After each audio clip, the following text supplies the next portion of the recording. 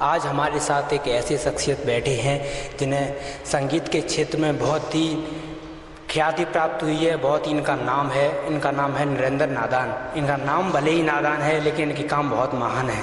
तो चलिए हम उनसे आपको रूबरू कराते हैं। नमस्कार। नमस्कार भैया, नमस्कार जी। शास्त्री जी, सबसे पहले आप हमें ये बताइए, हमारे गुरुदेव स्वर्गीय श्री ब्रजेश कुमार शास्त्री जी का इसी तरीका से नाम आगे बढ़ता रहे, आप लोगों के माध्यम से बढ़ता रहे, प्लस में गुरुजी के जो शिष्य लोग हैं सभी से हमारा यही प्रेरणा और अनुरोध है कि गुरुजी का नाम इसी तरीका से आगे बढ़ाते रहें। जी शास्त्री जी, आपने अपने जीवन के संगीत की शुरुआत कैसे की, क्या कठिनाइयाँ आपको झेलनी पड़ी, थोड़ा बताएंगे आप? संगीत लाइन में सन 1992 से मैं इस लाइन में आया 12 साल की उम्र से।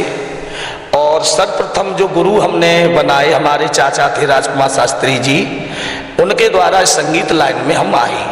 उसके बाद में कुछ जवाबी तौर पे भी आगे बढ़े।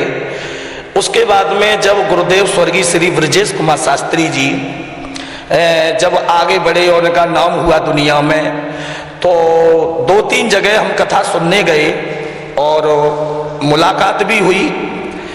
वो कथा तो थोड़ी बहुत कहने लगे थे और जब मुलाकात हुई, मुलाकात के बाद में इन्होंने हमने आशीर्वाद लिया और गुरुजी को ही हमने अपना गुरु बनाया और हृदय से सच्चे दिल से गुरु ही मानते रहे और उन्हीं के आशीर्वाद से हम यहाँ तक आगे बढ़ते चले आ रहे। जी, तो आपकी शुरुआत की शिक्षा दीक्षा कैसी हुई, मतलब पढ़ाई में आपका क्या रुझान था, उसके बारे में थोड़ा बताएं। पढ़ाई लिखाई तो ऐसा है कि जैसे स्कूल में जाते थे, मास्टर लोग इंग्लिश पढ़ा रहे हैं तो हम हिंदी पढ़ रहे हैं, वो हिंदी पढ़ा रहे हैं तो हम उसमें कविता पढ़ रहे हैं, और घर पे आकर के भजन कीर्तन मतलब वही चीज़ें हम लोग याद करते थे। और पढ़ाई लाइन में उतना विशेष का ध्यान नहीं दिया हमने, सबसे ज़्यादा ध्यान भागवत और संगीत लाइन में दिया। आपका नाम बहुत ही इंटरेस्टिंग है, नरेंद्र नादान। तो नादान शब्द इसका क्या रहस्य है, थोड़ा बताएं। आजकल हम देख रहे हैं, आप लोग यूट्यूब पे भी देख रहे हो कि सब लोग कोई मतलब अब जैसे हमारे सुपरस्टार बड़े भाई मंजेश शास्त्री जी हैं और गुरु ब्रजेश जी के बाद में वह बनने के लिए कोई भी कुछ बने, फिर भी हम सोचते हैं कि जैसे गुरु जी का परिवार, हमारा छोटा भाई माधव और भ्राता जी प्रवेश जी, बड़े भाई मंजेश शास्त्री जी, जो जिनका नाम रोशन हो रहा है, आज सुपरस्टार की लोग पदवी दे रहे हैं। कहने के लिए कोई भी सुपरस्टार बने पर वो बन नहीं सकता, और हीरा हीरा रहता है तो वो तो हीरा है। और उनका नाम तो आप देख ही रहे हो, दुनिया में छा रहा है मंजेश जी का, बड़े भाई का। और करने के लिए कोई भी बड़ा कलाकार बने वो बन नहीं सकता है, गुरु ब्रजेश जी के बाद में। और दूसरा नंबर हमारे भाई मंजेश जी का है, उसके भाई बाद में प्रवेश जी, और हमारा छोटा भाई जो माधव शास्त्री जी हैं वो कोशिश में लगे हैं, कोशिश में फिर भी बहुत अच्छे हैं, मेहनत अच्छी कर रहे हैं।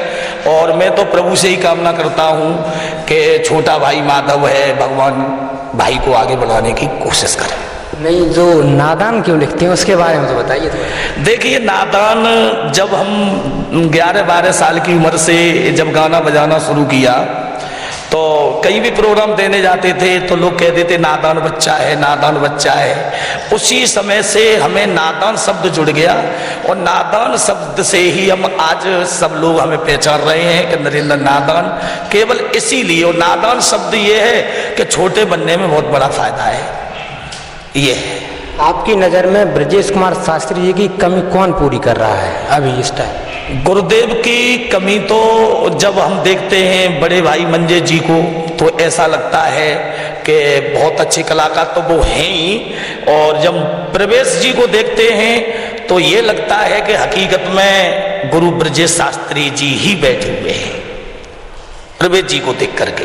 और बड़े भाई मंजेश जी तो सुपरस्टार हैं ही, मगर अगर गद्दी का गर्मा देखा जाए तो प्रवेश जी बहुत अच्छे लगते हैं कि वास्तविक गुरु की तरह ही गाना बजाना वो स्टाइल बहुत अच्छी लगती है। हाल ही में एक रिकॉर्डिंग वायरल हुई है विवादित, उसके बारे में थोड़ा कुछ कहना चाहेंगे आप? अच्छा, जो रिकॉर्डिंग गुरु जी के बारे में जो स्वामी जी ने बोला है उसके बाद में देखो सूर्य के ऊपर कीचड़ उछालो या चंद्रमा के ऊपर उछालो तो वो बिल्कुल बेकार है। और बाबा जी ने जो भी शब्द बोले, और हमें इस बात को मालूम है जब गुरुजी खत्म हुए थे उस समय हम सुबह ततरई पहुंचे थे। ततरई जब पहुंचे थे ना तो सुरजन चैतन्य जी थे वहाँ पे, ना स्वामी आधार चैतन्य बाबा जी थे। और जब नरेश चैतन्य जी ने जो कैसेट निकाली थी गुरुजी का जीवन परिचय, उसमें वीडियो में फोटो लगा था इनका। तो हमने कहा भी था, मैंने कहा जो तो ये लोग थे भी नहीं वहाँ पे जब गुरुजी को लगाने गए थे, जहाँ मटिया बनी थी बाबा जी की, उनके पिताश्री की, उस समय कोई ये दोनों कलाकारों में कोई नहीं थे। और उनके ऊपर टिप्पणियां उठाना, और माधव जी ये तो बच्चा था, माधव छोटा भाई बच्चा था और पंकज भी बच्चे थे, और हम देख रहे थे कि मंजे जी के ऊपर के दारू पिए थे कि ऐसे लड़खड़ा रहे थे कि ये लोग, ये बिल्कुल गलत है। इनको तो इतना भी होश नहीं था अपने तन मन का कि हम कहाँ पड़े, कौन हमें पकड़ के ले जा रहा है भाई के पास में। तो ये उनके ऊपर कीचड़ उछालना है और गलत बात है। किसी के ऊपर गलत कीचड़ उछालो, बुरा बुरा खोजन चला बुरा न मिले कोई, बुरा जो देखा हमने आपको तो हमसे बुरा न कोई। आदमी को दूसरे की अच्छाई और अपनी बुराई, या अपनी बुराई या दूसरे की अच्छाई, भाई अपने को देखो, दूसरे की बुराई टिप्पणी करो तो वो अच्छी बात नहीं है।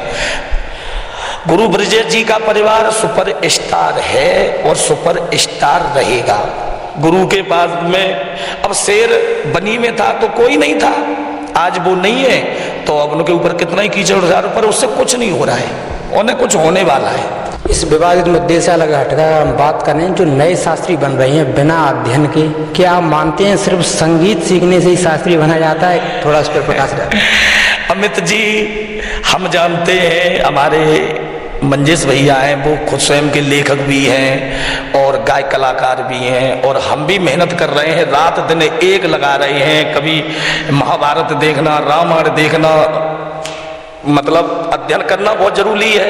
अब जे लोग हैं जिन्होंने गुरु ब्रजेश जी को देखा भी नहीं है, गुरुदेव को जिन्होंने देखा भी नहीं है, वो भी गुरु जी बना फिर रहे हैं कि हमारे गुरु ब्रजेश कुमार शास्त्री हैं, और उल्टे सूदे मतलब प्रोग्राम देना, नए नए गाने उल्टे सूदे गाना, तो उनके नाम पे कीचड़ उछालना है। उन चाहे बहनें हों चाहे भाई हों, मेरा तो सबसे अनुरोध यही है कि अच्छी बात है, वो एक कहावत कही है कि बेटा से बेटी भली जो कुलवंती होए, नाम बढ़ावे माँ बाप को जग देश बढ़ाई होए। तो बेटा बेटियां सब बराबर हैं, चाहे बेटा हो चाहे बेटी हो चाहे माँ हो, केवल इतना है चाहे बहनें हो चाहे भाई हो। मेरा उनसे सबसे अनुरोध यही है कि भागवत कहो, अच्छी गरिमा के साथ कहो, नाम गुरुजी का ले रहे हो तो गुरुजी का नाम उस तरीका से रोशन करिए जिस तरीका से गुरुजी अपना नाम रोशन करके चले गए। अब देख रहे हैं हम गद्दी पे उछलना कूदना नाचना और मतलब नौटंकी सी करना, ये बिल्कुल गलत है, ऐसा नहीं होना चाहिए। भागवत कहो, अच्छे रूप से कहो, पब्लिक को मतलब अच्छी शिक्षा दो, हमारा समाज कहाँ पहुँच गया उसको सुधारने की कोशिश करो, सही है ना, ये होना चाहिए। अब उल्टे सूदे मतलब प्रोग्राम देना, उल्टे सूदे गाने गाना बिल्कुल बेकार है। शास्त्री जी, आप अपने शिष्य स्वामी नादान के बारे में क्या कहना चाहिए? उनका भी काफ़ी अच्छा नाम हो रहा है। ये जो स्वामी बच्चा है कच्चा घड़ा है, जैसे कुम्हार कच्चे घड़े को बनाता है, ठोंक पीट के सही करता है, पकाता है, उसी तरीका से ये हमारा स्वामी जो नादान बच्चा है ये भतीजा है, और भतीजा है। साथ ही साथ मैं ये कोशिश कर रहा हूँ कि कम से कम इसे इतनी ऊंचाई पे ले जाऊँ कि हमारे गांव में और भी शास्त्री लोग थे, सबसे पीछे हम हैं, और हम ये सोच रहे हैं कि अब यह मामला लास्ट हो रहा है तो थोड़ा गांव का भी नाम बच्चा ये बढ़ाता रहेगा और हमारा भी नाम चलता रहेगा। तो ईश्वर से ये कामना कर रहा हूँ कि साथ ही साथ अगर ये बच्चा लगा रहे तो शायद आगे बढ़ जाए और हमारे गुरुदेव की थोड़ा कृपा बनी रहे, जैसे हमारे ऊपर हुई। हमने सच्चे दिल से गुरु माना, मुलाकात किसी गांव में भागवत कहने गए, और जैसे हमारे पड़ोस में गांव मैनी के बराबर ओरनी गांव है, वहाँ मुलाकात हुई, समूकर गांव में मुलाकात हुई, कई बार मुलाकातें हुई, तो उन्होंने हमें आशीर्वाद दिया। और हमसे एक दिन नाराज भी हो गए थे कि तुम नादान कब तक रहोगे, अब अब तो शादी भी हो चुकी है, तो मेरे गुरुजी नादान हैं तो नादान बने रहेंगे, आपके लिए तो हम बच्चे ही हैं। तो बहुत हंसे और बड़ा सम्मान करते थे, और हम भी गुरुजी से मिलते थे, बड़े खुश होते थे। उन्हीं का आशीर्वाद है साथ में, और हम ये चाहते हैं ये भी बच्चा जो सो भी नादान है कोशिश में लगे हैं, आगे बढ़ जाए, माता पिता का नाम रोशन करे, जैसे हम कर रहे हैं। हमने गुरु का नाम लेते हैं और नाम रोशन कर रहे हैं, तो वो भी हमारा नाम रोशन करें, बस यही चाहते हैं।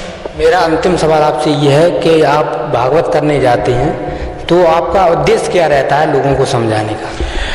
देखिए, हम आपको बताएं कि जैसे आज से 10 साल पहले हम कोई प्रोग्राम देते थे नाइट में, तो लोगों की फरमाइश ये आती थी कि नरसी का भाव सुनाओ, या अपने गुरु ब्रजेश कुमार शास्त्री जी स्वर्गीय जो है उनकी राजा भरतरी कथा बड़ी मस्त कथा थी, और जहाँ भी उनका प्रोग्राम होता था तो राजा भरतरी की ही कथा सुनाया करते थे, पब्लिक मोहित हो जाती थी। तो लोग बाग हमसे भी गब्बाते थे, वो गाते थे। अब गुरुजी का एक गाना बहुत सुपर हिट हुआ, आजकल सभी कलाकार गा रहे हैं, पर्दा हटा दे, ये गाना बहुत सुपर रहा। एक गुरुजी का मांग बहुत आती है, वो बैठ के गम की तन्हाइयों में तेरे बारे में सोचा करेंगे, और जब गुरुजी का ये गाना गाते हैं तो आंखों में आंसू आते हैं। पर अमित जी, हम गाने के लिए गा तो देते हैं, पर हम सोचे कि हम ब्रजेश शास्त्री हो जाए, कभी नहीं हो सकते। या फिर यूपी का कोई भी कलाकार सोचे कि हम ब्रजेश शास्त्री हो सकते, तो वो अपने दिमाग से निकाल दे, केवल हम सही या कोई शास्त्री सही, केवल गुरुदेव की चीजें गा रहे हैं, और उनकी ही मतलब जो कुछ है प्रसाद उन्हीं का है हर कलाकार के पास में। और अब हमारे पास में मांग आती है, जैसे अभी भागवत चलती है, वो लंगुरिया लाए दे मटका कुल्फी, तो हम उसमें क्लियर कह देते हैं कि ये हमारा गीत नहीं है, हमारे बड़े भाई मंजेश शास्त्री जी का गीत है। दूसरी बात, किसी की चीज अगर गा रहे हो तो उसे बताना चाहिए ये हमारी चीज नहीं है, फलाने शास्त्री की चीज है। और जो इस बात को नहीं कहता है तो पाप लगता है। किसी की लेखनी है, किसी की गाई हुई चीज है, तो उसे बताना चाहिए हमारी चीज नहीं है। और लोग अपना नाम लगा देते हैं कि ये हमारा गीत है, तो उन्हें पाप लगता है। ऐसा नहीं, जिसकी चीज है उसे बताओ कि ये हमारी चीज नहीं है। गुरु ब्रजेश कुमार शास्त्री जी की है तो उनकी बताओ, मंजेश जी की है तो उनकी बताओ, और मैं बड़े भाई मंजेश भ्राता जी की जो भी चीजें हैं लोग फरमाइश करते हैं तो मैं काफी गाता हूँ, उनकी नाम भी लेता हूँ। ये है। बहुत बहुत धन्यवाद आपको टाइम देने के लिए। अभी आप देख रहे थे श्री नरेंद्र नादान जी का इंटरव्यू। अगर आपको ये वीडियो अच्छी लगे तो कृपया वीडियो को लाइक करें और वीडियो को शेयर भी करें, और कुछ भी कहना है तो वीडियो में कमेंट जरूर करें। धन्यवाद।